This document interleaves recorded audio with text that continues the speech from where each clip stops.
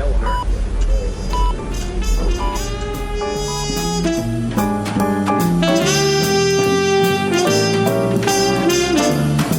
Welcome to the Prescription for Success podcast with your host, Dr. Randy Cook.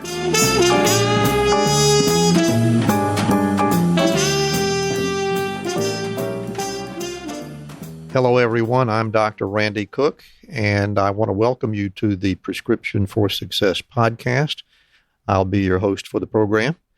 Before we get into today's interview, let me just remind everyone that our podcast is brought to you by MD Coaches, a company dedicated to developing and empowering physicians and other healthcare professionals to realize a greater potential and to achieve a greater level of satisfaction in their chosen fields. You can find MD Coaches on the web at mymdcoaches.com. Well, my interview guest today is Dr. Paul Pender, who is a recently retired ophthalmologist from Manchester, New Hampshire. Paul had a very successful career in private practice. He started as a solo practitioner and ultimately enlarged the practice to several partners. And he also established the very first state-licensed and Medicare-certified ambulatory surgery center in the state of New Hampshire. Today, he's making himself busy as a writer, and he's recently published a new book entitled Rebuilding Trust in Healthcare, A Doctor's Prescription for a Post-Pandemic America. We'll be talking about the book as well as the years leading up to it. So now let's hear that interview with Dr. Paul Pender.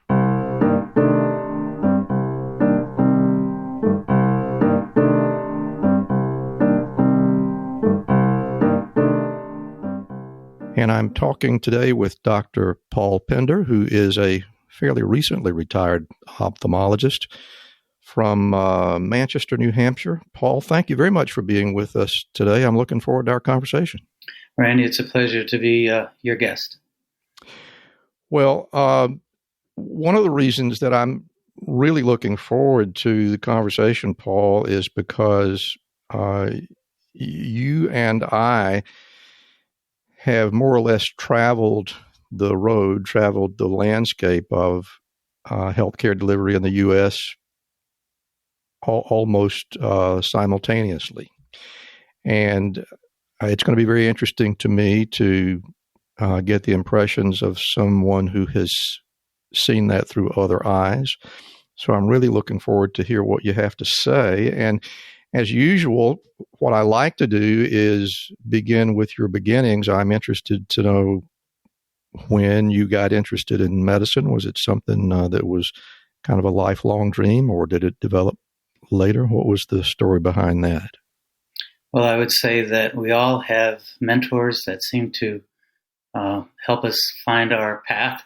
And I had a very special biology teacher when I was in, I think, junior high. And he's someone who saw that I was very interested in life sciences and that I was thinking about perhaps a career in medicine. And he organized a field trip to a medical school in Detroit and allowed us to talk to some of the students on their lunch break. And really it just, it felt like this was something that I would really like to pursue. He also then invited me several years later to join him on a mission for essentially community service in Africa. And that trip really solidified my interest in pursuing medicine. I had a chance to visit a church compound that included a school, a hospital, and a church. And the hospital was fairly primitive with thatch roof and dirt floor. But this missionary couple who took care of 125 patients every day, from treating minor cuts and scrapes to doing amputations when a crocodile took a woman's lower ankle. Wow. And they really did inspire me. And so now, what age were you when you had this experience? I was 18. Wow. So the reason why we were even there was the Presbyterian Church was supporting Christian refugee students who left the Sudan and crossed into Ethiopia. And we were going to renovate an abandoned British coffee warehouse complex. Another group was doing a youth hostel type digs, and we were building a library in the jungle. And so it was quite a project that took the summer before I went off to college. And that's when I really got committed to pursuing medicine. So you really got the opportunity to see healthcare delivery in its essentially its most basic and most primitive form. It really was. And these were the most dedicated people I think you could imagine. I think they worked essentially 6 days a week, and they finally got a sabbatical to come back to the States and to describe their experiences. I think probably every 5 years they made a trip back to the States, but otherwise they were fully committed to that very primitive and underserved area. Yeah, I can understand how that would have had a really profound influence on you, and clearly it has stuck with you. So I'm guessing upon the conclusion of that experience was about the time that you matriculated at Harvard for undergraduate school. Is that right? It was, and I received kind of a shock to the system. I graduated in a class of 650 students, and there were 26 of us from Michigan that entered the Harvard class of 1,200 men and 400 women at the time that were in Radcliffe, a separate institution. But I got to say this, I was used to kind of having academics come to me rather easily, and then I kind of got a shock when I got Well, that's to Harvard. exactly the question that I was going to go to next, and that was this noticeably more challenging for you than what you had experienced back home? It was, and I was running scared. So I asked my father, would he help pay for a speed reading course so I could actually try to stay on top of all this material. And you know, it's since been not popular, but at the time, Evelyn Wood Reading Dynamics, and I'm not putting a plug in for commercial purposes, but that was the one that President Kennedy had asked all his staff to attend. So here I was using my finger running down the pages of Watson's Molecular Biology of the Gene and wondered why I failed the first hour exam. It was nuts. So I was shocked, and then I realized that you really have to study, subvocalize all this material, and speed reading with your finger was not going to work in the sciences. But works for the lawyers, but not for the scientists. Is that right? No, it really didn't work. So, I mean, that was a real reality check for me. And ultimately, I did fine and graduated with honors. But I think I was just I was stepping into a whole different culture. I came from a public high school and didn't necessarily feel that well prepared by the time I got there. But it sounds like you got the hang of it fairly quickly. Would you say that you were a substantially better student at the end than you were at the beginning? Yeah, I knew how to study. Yeah. I think I also realized that in a subject like organic chemistry, it's really built upon those fundamental building blocks. You understand how one process goes, and you can use that to construct things. But if you didn't really understand the first principles and the first elements of what they were describing, you couldn't see how you could put together that formula for an end result. So it taught you how to assemble from the facts what you needed to do to see what the final product was going to be. And, I've kind of used that as my philosophy ever since. I think you have to sort of digest a lot of information before you can really know where you're going and what your ultimate goal is going to be. Sounds like fairly sound thinking for me. And I'm also wondering, what else can you tell us about the pre-med curriculum at Harvard? Was it fairly diverse? Was there a lot of attention to the classics and literature and those sorts of things? Or was it just science all the time? No, it wasn't. I mean, we had requirements where we had to satisfy general education requirements in social sciences and in the humanities. And I had to pass a language requirement. So I took French. And don't ask me anything in French right now, because I don't know much. No worries, my friend. Très peu. So I think after I took all of these science courses, I still had to satisfy the other general education requirements. And sure. And that was interesting. I did write a thesis in psychology, which was my major, on stress. And I think I've drawn upon that in some of my later work and in the book that we're going to discuss later. Yeah, I bet you did. So graduated with honors, as you mentioned, and then it was back to Michigan. And I never, I apologize. We didn't actually establish your native soil. Were you? Did you grow up in Michigan? Yeah, I grew up in Michigan and met my wife when we were at Harvard.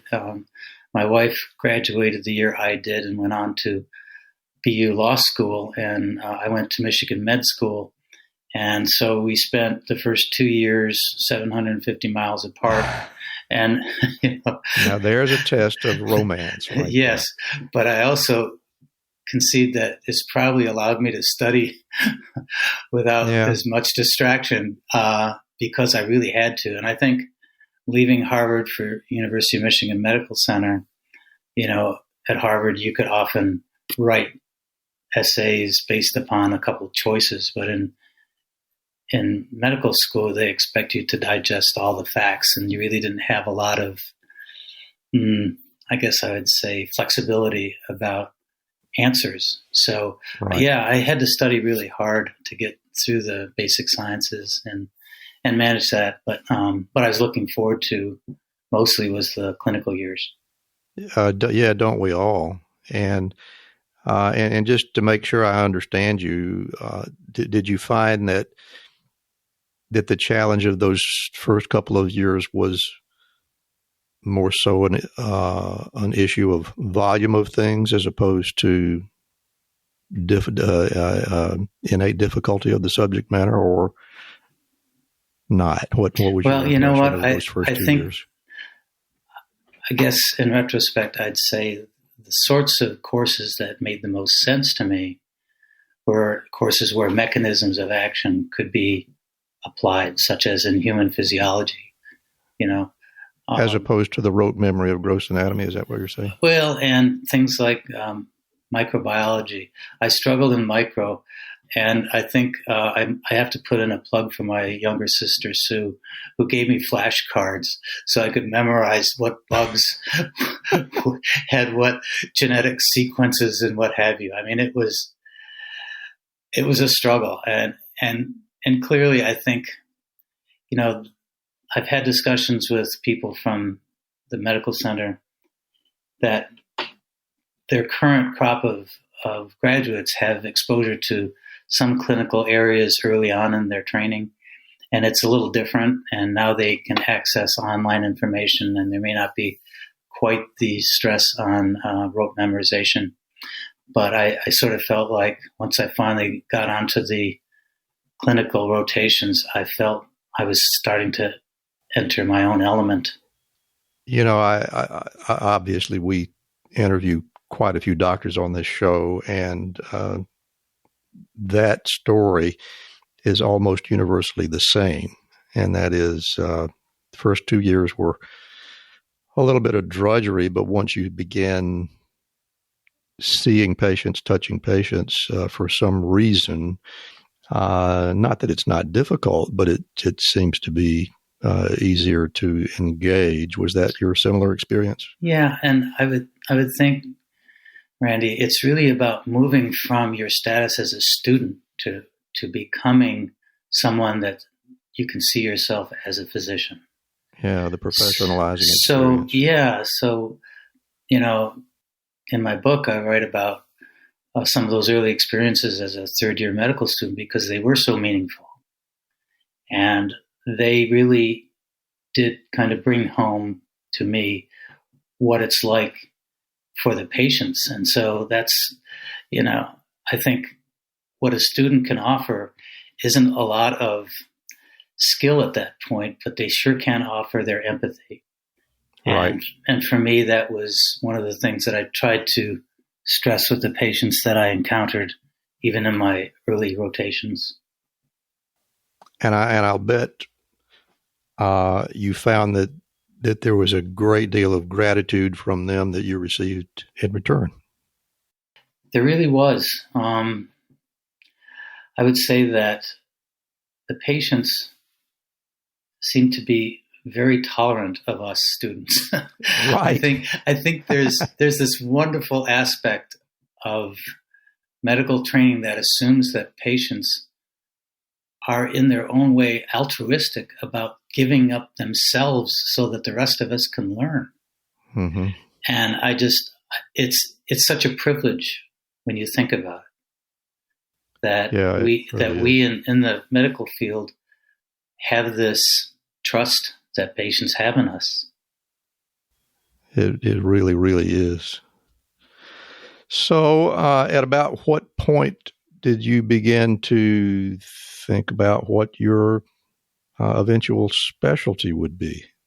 Well, I was fortunate again that the fellow who was a year ahead of me at Harvard, and I spent the night on his couch when I was a high school senior, he was also a year ahead of me at University of Michigan Medical School. And during a quiet so he was at U of M also? Yeah, he was a year ahead of me. And Ed caught me in the emergency room during a quiet moment and said, "Hey, how are things going? And what are you thinking about doing?" I said, "Well, I'm not really sure. I like all these surgical specialties I've experienced so far." And he said, "Well, I'm going into ophthalmology." He said, it's really great. And he went on to talk about some of the research he was doing on ocular albinism and some other things that sounded very fascinating to me. And so he got me thinking about it. And he said, "Well, if you're going to consider it, you ought to line up some electives early in your fourth year so that you can go and interview." And that's what I did. And I loved it. I thought it was really great. So I did my interviews and decided that Wills Eye Hospital in Philadelphia was the place where I really wanted to go.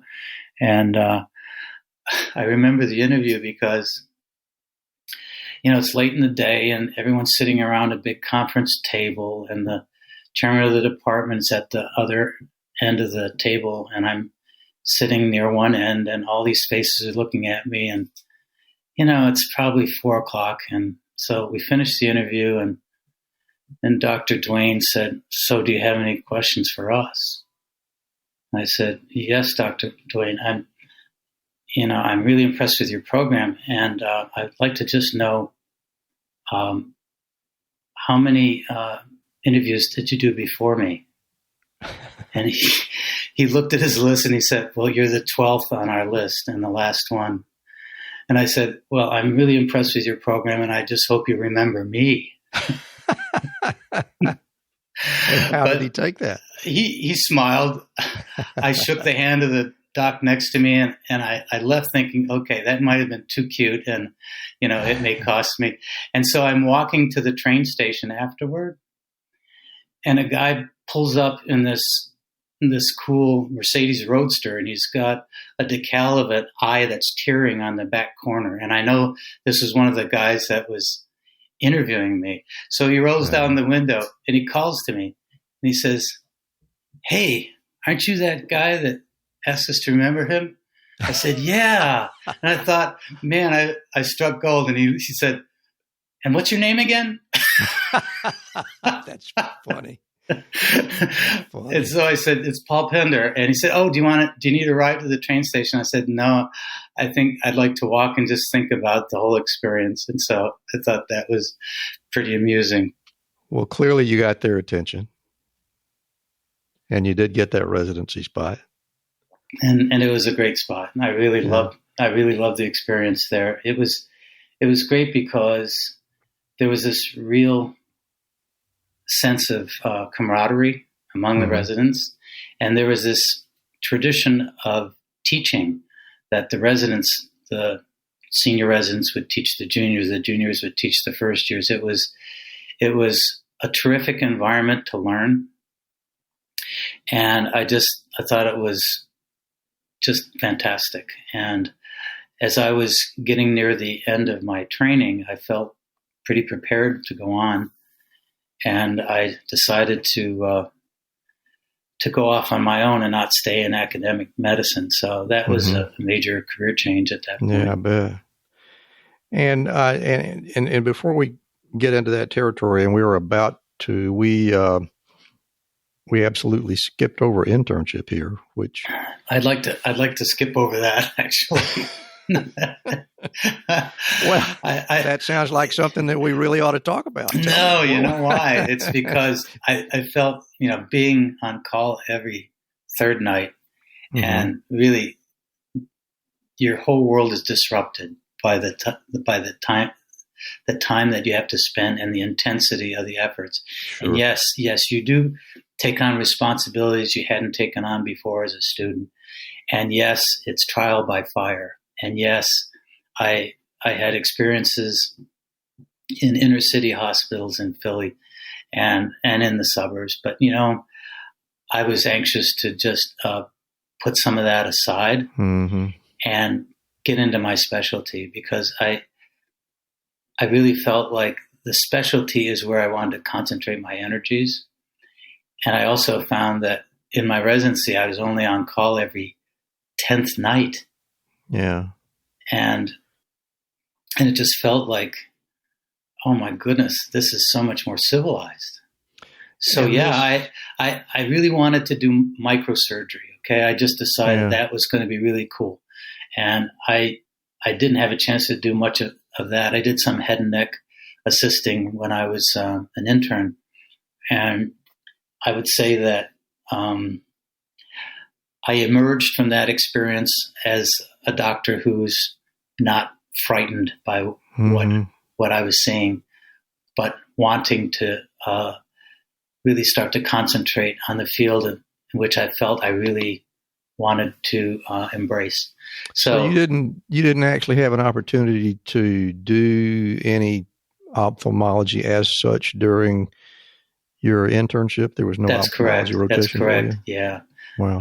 It was basically surgery and internal medicine. I see.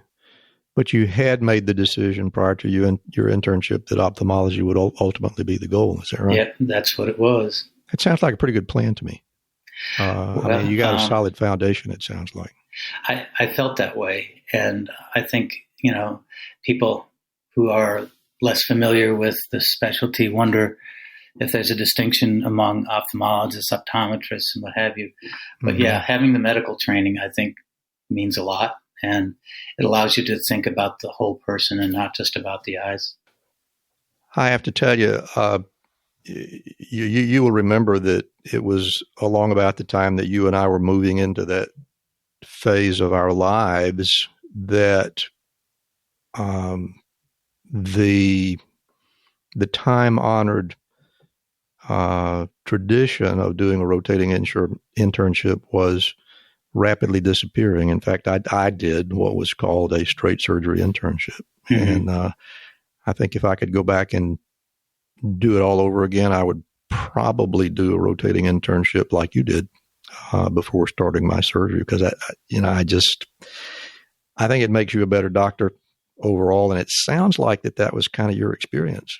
Yeah, I'd say that the exposure of adult medicine and adult surgery was very good. I mean, I did not really do a pediatrics segment of my internship, and that might have added something to my experience.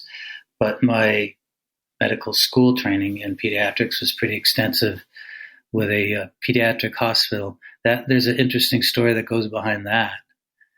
So a medical student approaches his assigned patient, and he takes care of the gentleman, and he becomes friends with the gentleman, and the gentleman asks the student, so if I were to give a gift to the university, what would you recommend? He said, well, we do need a new pediatric hospital. and so he built it. Oh my goodness. Mott of the Mott Apple fortune. Yeah. So Mott Hospital is in Ann Arbor, Michigan, thanks to this student asking this gentleman, you just never know what his gift you're going to have. Yeah. Isn't that amazing? That's a great story. So let's take just a short break for a minute or two. I want to take a moment to talk to you about a new sponsor that we have here on Prescription for Success. Physician Outlook is a new magazine platform built for physicians and by physicians, and it's designed to showcase unique physician talents. Sometimes it might be clinical talents, but mostly it's about the intersection between clinical and non-clinical talents, whether it be writing or painting or cooking, or maybe even making a political statement in front of a state and local governing body, or even at the nation's capital, and dozens of other things. It's available online and in print. It's visually stunning on all of its platforms. I promise it's really unique in terms of physician lifestyle magazines. I think you'll really enjoy it. We think it's just the thing to fill your prescription for success. And like the Prescription for Success podcast, Physician Outlook magazine amplifies the voice of any doctor who has something to say, and also uniquely engages patients who still believe in physician-led, team-based care. And Prescription for Success listeners can get $20 off an annual subscription fee by visiting rxforsuccesspodcast.com/Physician Outlook. And now let's get back to today's interview. Well, very good then. So we have you fully trained now, and you have decided that you would prefer to be in private practice, and made the decision to move to New Hampshire. It's a long way from Michigan. How did you make that decision? Well, we were in Philadelphia at the time, and we decided that it would be good to come back to New England, where my wife was originally from Massachusetts. So I made some calls, and this gentleman who was thinking about retirement said, yeah, I'd be happy to meet and talk to you. And I said, how about Sunday? and so I drove up from Philadelphia, stayed with friends in Massachusetts, and then on Sunday I was meeting this gentleman who had a one-room exam room office and a contact lens room and some other ancillary spaces, but it was kind of a one-doc show. But it was something where he was thinking about retiring, and I would be able to assume the practice within a year. So we had a handshake agreement, and that was a productive weekend trip. I dare say it was a handshake agreement. And a great deal changed over the next 38 years, didn't it? Oh, it sure did. I know you've had other guests on that talk about some of the changes that occurred in the regulatory environment. And to just try to keep up with all the changes drove me to really spend more time on what it required to be successful in practice, not just to be a successful doctor. So I actually took on responsibilities for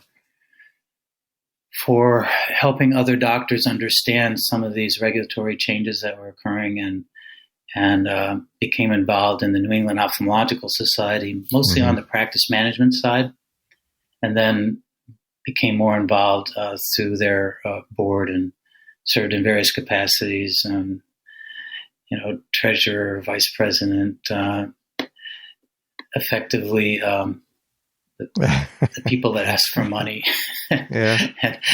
which is a job that I really don't like, but I did it. And then, it was an organization that brought in guest speakers from all over the world to Boston. And so that was kind of my connection back to academics, and to be able to help orchestrate programs that were going to benefit the 6 New England states and their ophthalmologists. I think we had roughly 700 members in our organization. And so we had 5 meetings a year and a summer retreat where we planned out the academic calendar at least 2 years in advance. So it was intense, but it was great. And the people I worked with were just excellent clinicians, and in all walks, in both academic medicine and in private practice, and as employed physicians in large practices. So it gave me a real flavor for a wide variety of physician responsibilities. Sounds like it was a substantial, to say the least, commitment on your part. I mean, that you decided that you wanted to make a difference even at that point, rather than just kind of riding the train. Is that, do you think that's something that's kind of in your genome, or where did that come from? I think it's part of feeling this responsibility and wanting to be an advocate for physicians and for patients. So this organization that I became so involved in was a nonprofit. It's a 501c3 according to the tax code. And so we really weren't in a situation where we would be getting involved in local politics, but it was primarily an academic organization and the oldest subspecialty society, really? Medical society in North America. So it was great. It was founded in 1884, and to be part of that for 18 years and on the board was really a great and as a part of that organization, I want to make sure I've got everything in the right order. Is this the organization for which there is a lectureship named in honor of you? Yeah, tell us about that. Yes. Well, the idea behind the lectureship for any member, it could be people in the society. They don't have to be on the board, but they have to have demonstrated some leadership and to be able to enhance the reputation of the field, and to essentially be willing to assume certain responsibilities. And so that plus a major donation allowed a named lectureship. And that's really how I received that honor. Can you remember some of the individuals that delivered the lecture that you were particularly proud of? Yes. In fact, the first Pender lecturer was an ophthalmologist from the United Kingdom.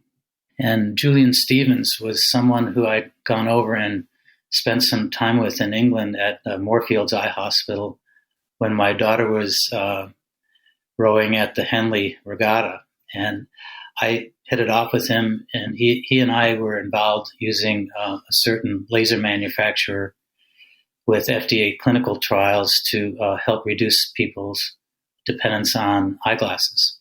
So we were reshaping the cornea using an excimer laser and doing some interesting things and sharing pearls with each other 25 years before.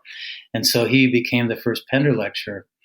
And we were sitting at the table at the Harvard Club the night before the major academic meeting. We called it the speaker's dinner.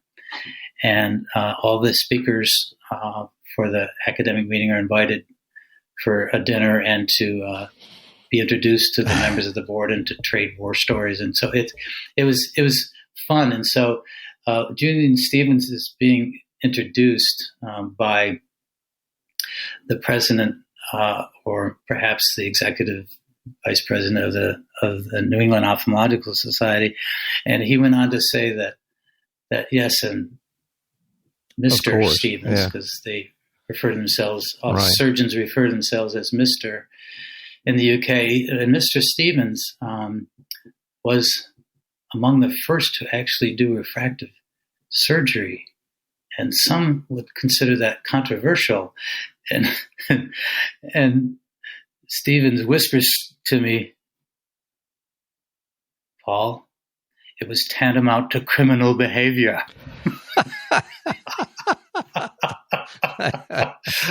I thought that was perfect, And in fact, some of the early procedures that were popularized by the Russian procedure to make incisions on the cornea to reduce someone's need for eyeglasses was pretty controversial. And, I got involved in that pretty early because the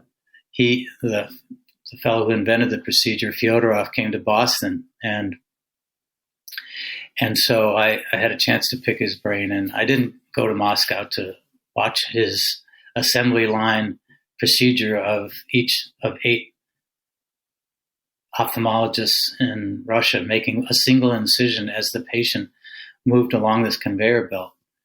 And yet that was how he had set it up. He said Henry Ford had the right idea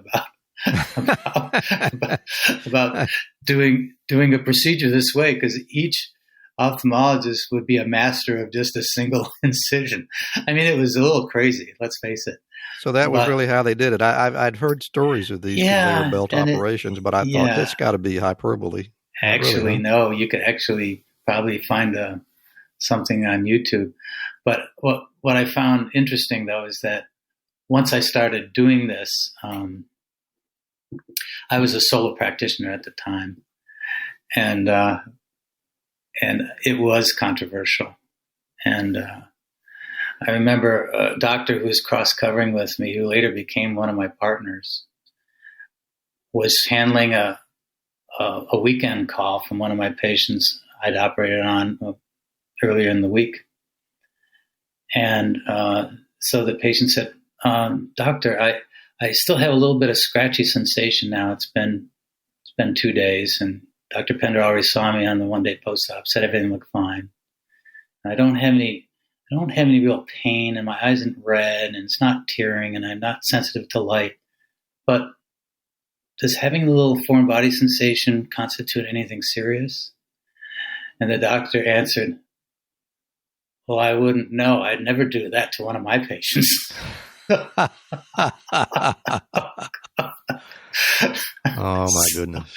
So it took a while to move from incisional surgery on the cornea to using lasers that were considered safer.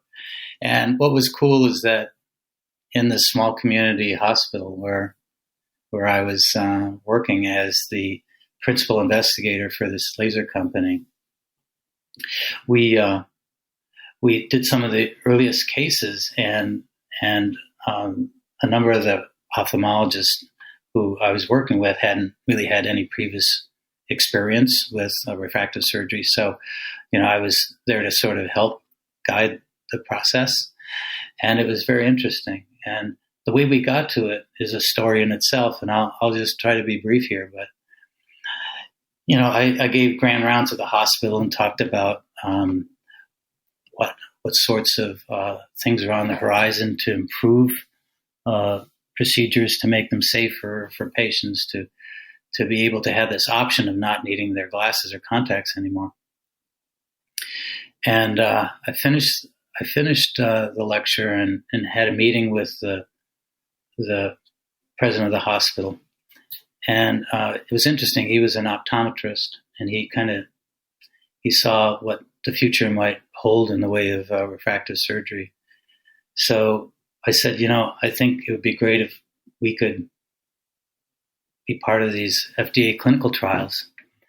And so he asked me, so can you tell me what the cost might involve? And I said, well, let's see, the laser list for $500,000, and you'd need an eye exam room, and you'd have to train people to process all the paperwork and blah blah, and so I think it's going to take about $1 million.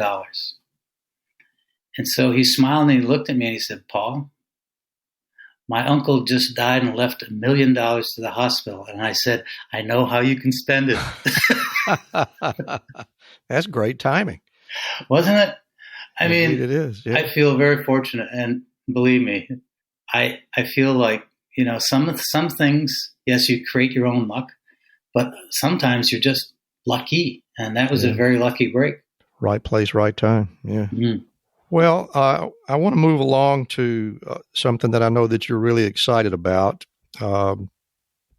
Clearly you had a very successful practice over the almost 40 years. You're retired now, and you, as a lot of experienced practitioners do, you have a lot of information to share, and you've written a book, which is going to be coming out soon. It's called Rebuilding Trust in Healthcare, a Doctor's Prescription for a Post-Pandemic America. And that certainly sounds like something that we all ought to be interested in. So let me make my first question on the order of, where did the trust go? Why do we need to rebuild trust? Well, I think that physicians have found that with this increasing administrative burden that they have to fill out electronic records and to be able to have to keep on top of their quality measures, or otherwise you're going to get nicked by the insurance companies. It's put such pressure on doctors that they feel like their time with the patient is more limited because they have to do all this other extra busy work. And I think that trust started to become eroded when third parties started to essentially make up the rules of the game. So when insurance companies and administrators and the federal government created ways in which they thought this is going to be better for patients, it became a greater administrative burden for the actual physician to actually deliver the care. So I felt like there were certain things that were working from the outside and also certain things that were internal factors that would disrupt that trust. And I talk about it in the book. But I think that, we came to a point at which I felt that if I were still going to enjoy my private practice and look my patients in the eye and be able to engage them in the way I wanted to, I needed a scribe who could actually write down the specific elements of the exam that I dictated, and then I would translate into plain English what it was that the patient was going to face and what my plan was to ameliorate the problem. So this person who I trusted, and the patients obviously trusted and was very discreet, was there to fill out the requisite material on her computer that was part of the electronic record. I would look over it before I left the room. But, I was able to make eye contact with the patient. Eye contact was very important to me. I mean, that's my field, isn't it? But it was really about showing the patients that I cared about that patient, and I didn't want to turn my back to the patient to be typing on a keyboard. So I did this for 5 years. I worked with this scribe, a delightful person. We had a very good teamwork approach, and I didn't take work home with me. And I was hearing stories from doctors on Kevin MD and on other social media where they just felt like their day didn't end when they left the office. They would be taking work home, and they call it pajama time. I thought, there's a euphemism for you. Yeah. Now you've got to work in your pajamas before your medical records are complete. That made no sense to me. Yeah, I don't think it makes sense to anybody. You have a quote in the introduction to the book, I think, which I'll read to you. It says, this is from a pathologist, interestingly, "We are quite literally drowning in data, and a story helps us find a signal through the noise." So is this your way of penetrating the noise? I guess it must be. Right. And I don't mean to correct you, but it was actually a psychiatrist, not a pathologist. You're right. I can't read my own writing. Imagine that. You can edit this out if you want. I don't mind taking these. Okay. But Aldrich Tynes is a good friend and a forensic psychiatrist. And the quote really is from his book, Unraveling Insanity. And basically, these are narratives that help you as the lay reader understand what's going on in a trial and to determine competency to stand trial. And basically, his general message to the reader is that we all have narratives. We all use narrative to make sense of things. And so being able to obtain that signal from the noise is why we depend on creating narratives. And so for me, it was getting involved in writing was to tell stories about patients and about my experience with patients.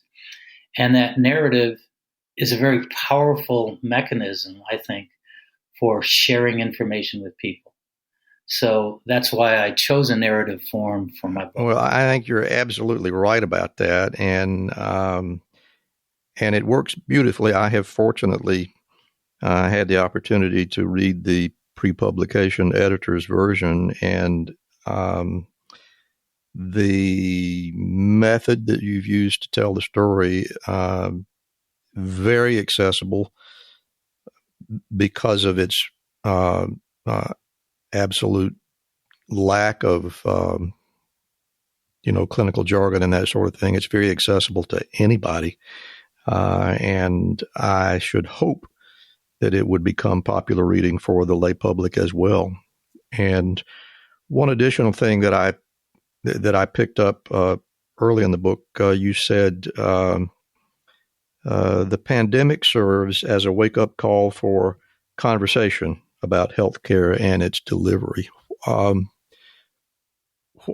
What is it about the pandemic, do you think, that has helped shine the light on exactly what you're talking about? That's a very interesting and complicated question, and I think that I would approach it in this way. It's been a shock to the system. We've not seen anything like this in over 100 years. And we also have the opportunity to start to look at what are better ways that healthcare can be delivered. And I'm proposing using the patient-physician relationship as the fundamental building block for any healthcare reform. The conversation really may go beyond what this book is attempting to serve up, but I do think that I don't claim to have all the answers, but I do believe that the message of hope in an uncertain time about how private practice can still survive in this climate is an important message to be able to send. So, yes, I think it's for patients, the lay public, physicians, and I also hope policy makers will take a look at this and think about some of the alternatives that are out there. And I'm glad you made that point about the survivability of private practice. This is something that has really been on my mind. And over the last couple of decades, there has been a very gradual shift of young physicians who, rather than going into business for themselves like you and I did, they are becoming employees of hospitals or healthcare systems or whatever. And one of the things that I was fond of saying as this phenomenon began to unfold before us was that it concerns me because I feel that if a physician is employed by anyone other than the patient, then the patient is going to lose. Am I being too hysterical about that or not? I think that is the position that those of us who've been in private practice feel like that is the gratitude we got from our patients. Yes, we were working for them. And I think you and I still consider the practice of medicine a noble profession, and it's a calling. It's not just filling a job description. So I don't condemn the docs who take an employment contract, because when you think about it, so many are graduating from medical school with debt, and they may have families, and they may be taking a way out that works best for them. But I also feel like there is that bond that forms when you are working for that patient and not just for your employer. And the danger that I see, even though young physicians are making these choices for very practical reasons, as you say, many times their employers are people who have no experience whatsoever in clinical medicine and are unwilling to be influenced by those of us who are close to the patient. Has that been your experience? I think that it may not have been my personal experience, because I've worked in a setting where I was my own boss. But I do know that there are docs who, and I write about this in the book, that were given gag orders by their administration because they didn't want it to look like they were going to create fear among people if they spoke to the press about not having adequate protective equipment or other issues. So the idea about gag orders, or that you would be disciplined or fired for violating gag orders, that to me was just unconscionable. So I think that, there's been so much in the way of administrative excess in the way the healthcare system is being run right now, that I think it becomes really difficult for young physicians. They're going to feel like they're swimming against the current unless they have a very good relationship with their administration. I think you're exactly right. And again, just to restate what I had said earlier, your ability to talk about this very difficult subject in a way that is accessible not only to medical professionals but the lay public as well is quite a blessing. And I just didn't find anything in there that I felt should be in any way controversial. It's just simply the truth. And thank you. That means a lot to me. It shines a very bright light, I think, in an area that has needed some illumination for a very long time, and that is the disruption of the physician-patient relationship. You and I were trained that is a sacred bond, and that nobody should intrude there. And it's not just hospital administrators. It's insurance companies and pharmacy benefit managers, and there are all kinds of areas where our ability to make clinical decisions has been invaded. And it is important that not only physicians but the lay public are made aware of what's going on. And you've done a really good job of telling that story. And I think you're going to do a lot of good for a lot of folks with this book. And when can we expect to see it on the shelves, as it were? Is it going to be on the shelves, or is it just going to be electronic? How is this going to work in the 21st century? How's this going to work? I'm new to this game, okay? So I'll tell you that I work with an independent publisher, and I have my own imprint now. It's Early Arrival Press. I thought a surgeon would appreciate that. Absolutely. Because, you have to be the early arrival. Okay. And I'm going to release the book on September 20th, 2020. Coming right up. So yes, it's coming right up. Well, good. We're going to help you get the word out if we can. And I am absolutely confident that it's going to be quite a success, and I'm looking forward to see that happen. And at this point, Paul, what I would like to do is get into the part of the program that I really enjoy the most, and that is giving our guest an opportunity to give us the benefit of their acquired wisdom. And I know from personal experience that you can acquire some wisdom over 4 decades in practice, and I'm sure you've got a lot to tell us. So I'm going to sit quietly for just a few minutes, and Dr. Paul Pender is going to give us his personal prescription for success. Well, thank you very much, Randy, and I really appreciate being your guest. After completing my residency in ophthalmology at Wills Eye Hospital in Philadelphia, I felt prepared for private practice and returned to New England. I was fortunate to join a well-established practice in Manchester, New Hampshire. The terms were attractive to a 30-year-old with little debt, including the prospect of assuming the practice once the senior partner retired. I recalled the wisdom of one of my residency professors: just take great care of patients and the rest will take care of itself. However, running a practice took skills not covered during my medical education, and I learned a lot along the way, including dealing with the burgeoning regulatory environment for healthcare. In 1984, I developed the first ambulatory surgery center in the state of New Hampshire, and I waited for facility payments due for 6 months until the carrier representing Medicare finally acknowledged my existence. I was proud to offer my patients a place for their eye surgery that was warm, professional, and of the highest quality for safety. Life is full of risks, no certainty. We manage risk every day, whether driving to work or speaking out for your beliefs or for those whose voices are seldom appreciated.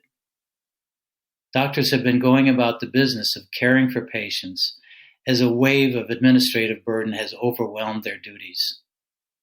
Responsibility for patients without commensurate autonomy to make decisions in their best interests is a stressful state for physicians and undermines feelings of self-worth.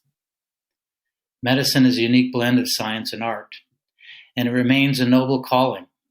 The next generation of doctors searches for a better system of healthcare in which to work and to feel fulfilled.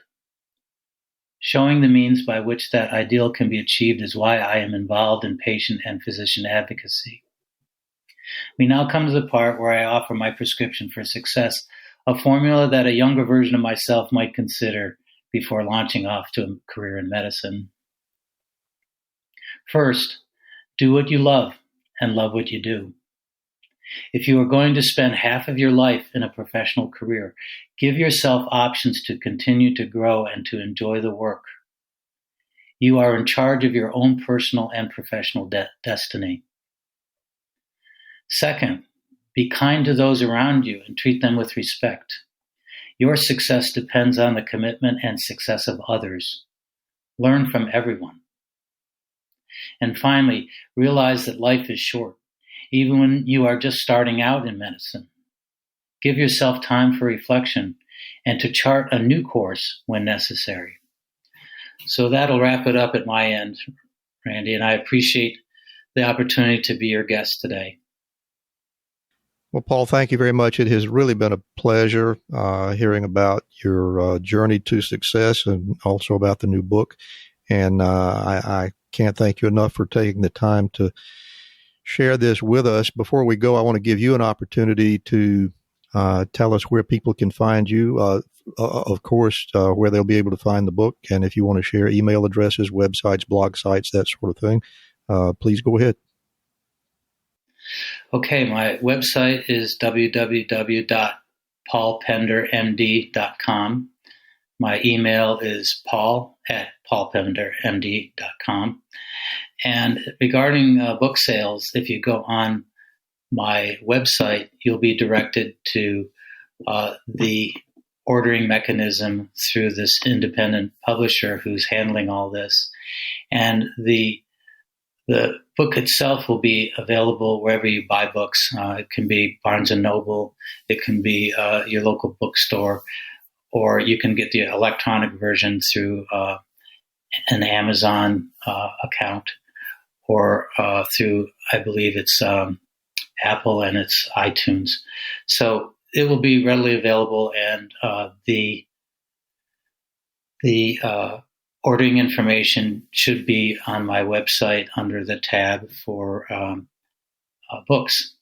So I, once again, want to thank you for making this experience very pleasurable, and I wish you the best of your own success.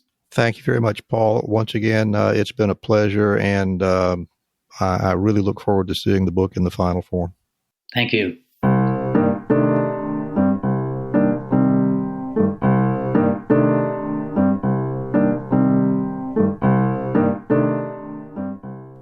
And that will bring us to the close of another episode of Prescription for Success. Before we go, I want to invite everyone to become a subscriber to our podcast. When you do that, you can get even more information about our guests by reviewing the show notes on our website at rxforsuccesspodcast.com. And while you're there, we hope you'll leave us a comment, and if you feel so inclined, give us a 5-star rating. We would really appreciate that. We also hope you'll support the show by becoming a patron. You can do that by visiting patreon.com/RX for Success Podcast. Thank you so much for listening today, and don't forget to fill your prescription for success with my next episode.